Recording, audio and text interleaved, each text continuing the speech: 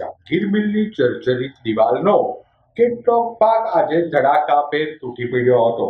શહેરના ચાવડી ગેટ નજીક જાગીર મિલની જર્જરિત દિવાલનો કેટલોક ભાગ આજે તૂટી પડતા સદનસીબે કોઈને ઈજા થવા પામી ન હતી. બનાવની જાણ થતાં ફાયર બ્રિગેડ તથા એસ્ટેટ વિભાગનો કાફલો ઘટના સ્થળે દોડી ગયો હતો.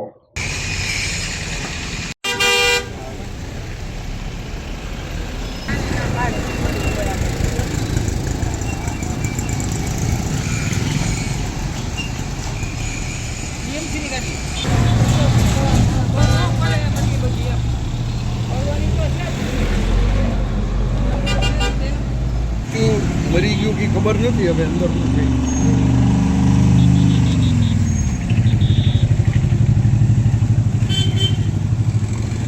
મારે આ રોડ ઉપરથી પસાર થવું, એક મોટો ધડાકો થયો. મેં પાછું જોયું તો એક મોટી દિવાલ પડી ગઈ.